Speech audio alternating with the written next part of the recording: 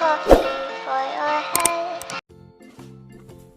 Assalamualaikum warahmatullahi wabarakatuh. Perkenalkan, nama saya Nur Hasanati Saadah dari Lokal A PGMI 2018 Fakultas Tarbiyah dan Keguruan UIN Antasari Banjarmasin. Video ini dibuat untuk memenuhi tugas mata kuliah Pengembangan Media dan Sumber Belajar yang diampu oleh Ibu Ratna Kartika Irawati, SPD MPD. Di sini kita akan belajar materi alat indera pendengaran telinga, materi yang akan dipelajari kelas 4, tema 1, subtema 2, pelajaran pertama. Materi alat indera pendengaran berupa telinga. Jangan lupa sediakan buku catatan dan alat tulisnya ya, untuk mencatat hal-hal yang kamu anggap penting dengan kompetensi inti dan kompetensi dasar sebagai berikut.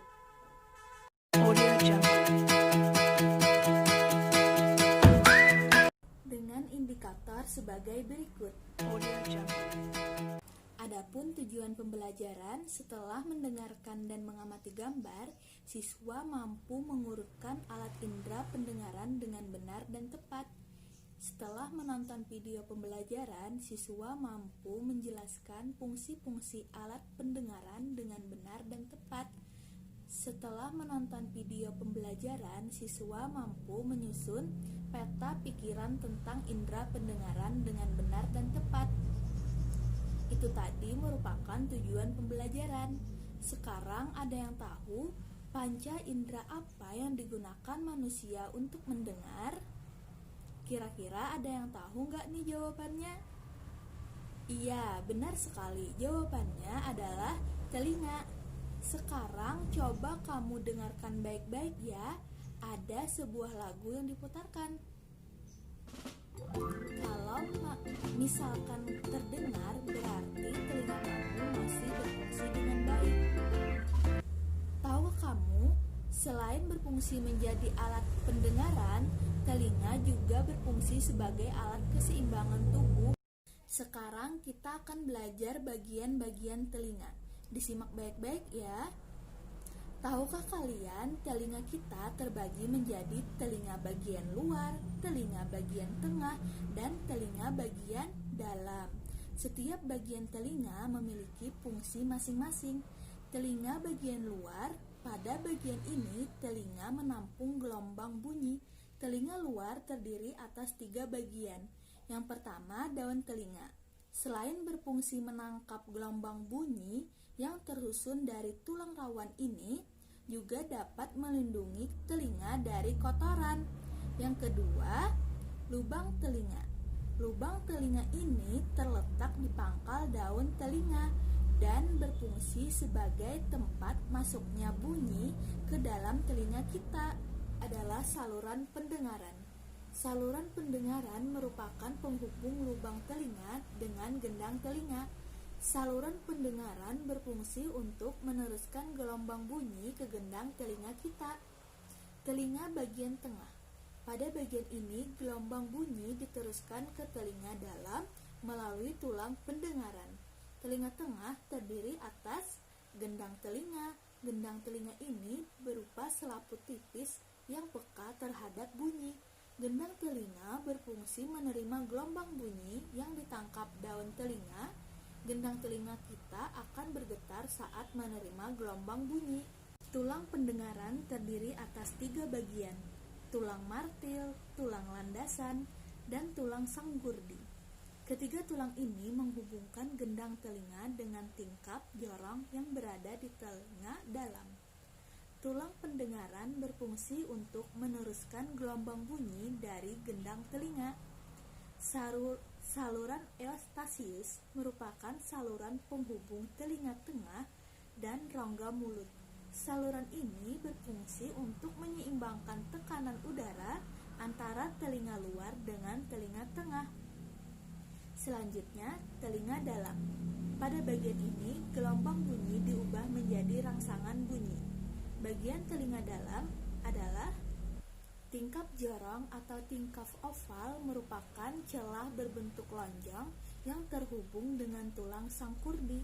Tingkap oval ini berfungsi meneruskan gelombang bunyi dari tulang pendengaran ke rumah siput. Selanjutnya, tingkap bundar merupakan celah berbentuk lingkaran yang terhubung dengan gendang telinga. Tingkap bundar berfungsi meneruskan gelombang bunyi dari telinga tengah ke rumah siput. Selanjutnya, koklea atau rumah siput ini berbentuk tabung seperti cangkang.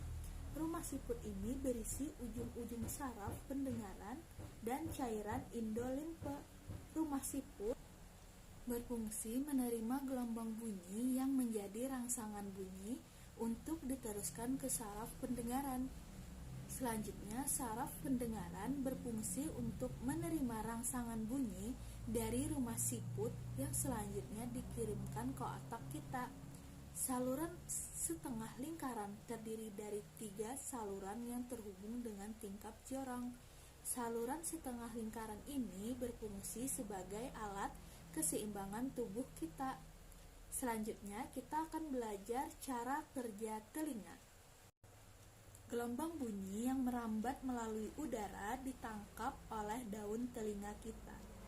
Gelombang bunyi kemudian masuk melalui lubang telinga dan diteruskan oleh saluran pendengaran kita. Gelombang bunyi yang diteruskan oleh saluran pendengaran tersebut menggetarkan gendang telinga kita.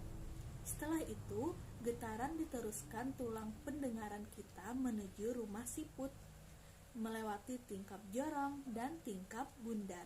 Selanjutnya, getaran sampai di rumah siput dan menggetarkan cairan endolimfe di dalam rumah siput. Getaran tersebut merangsang ujung saraf pendengaran yang kemudian disampaikan ke otak. Akhirnya, kita dapat mendengar bunyi. Agar lebih jelas,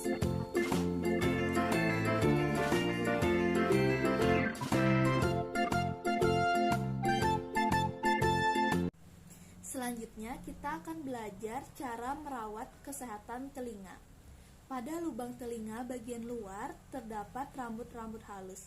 Rambut-rambut halus tersebut berfungsi untuk menyaring kotoran yang masuk dari luar, seperti debu, kotoran yang tersaring, dan kelenjar keringat yang mengeringkan di sekitar rambut halus telinga bagian luar akan membentuk kotoran telinga.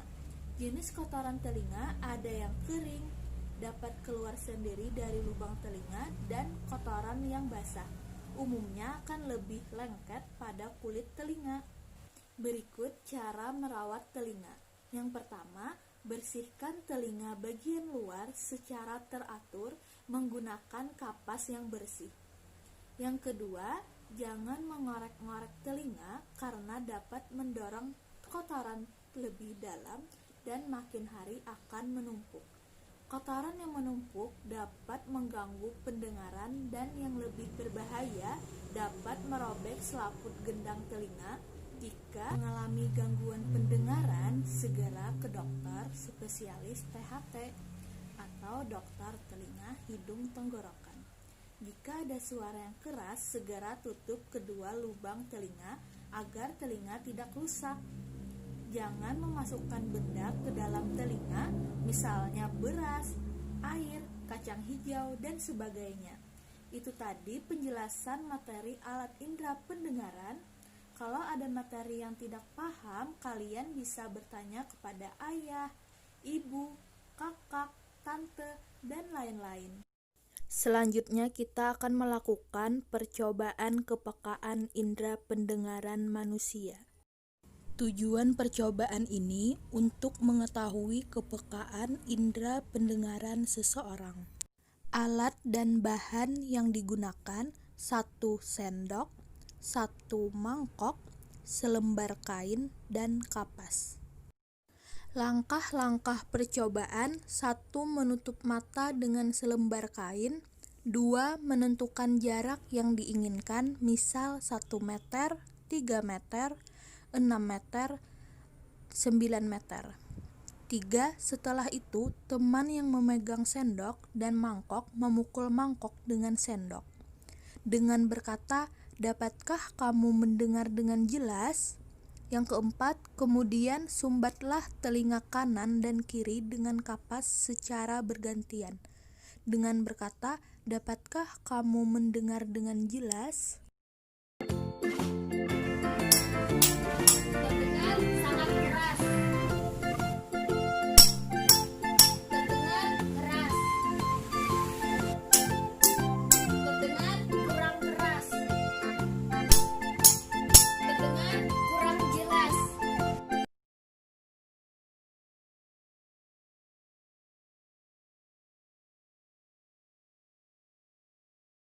Berdasarkan hasil percobaan, dapat disimpulkan bahwa kita masih dapat mendengar bunyi pada jarak 1 meter, 3 meter, bahkan sampai 9 meter.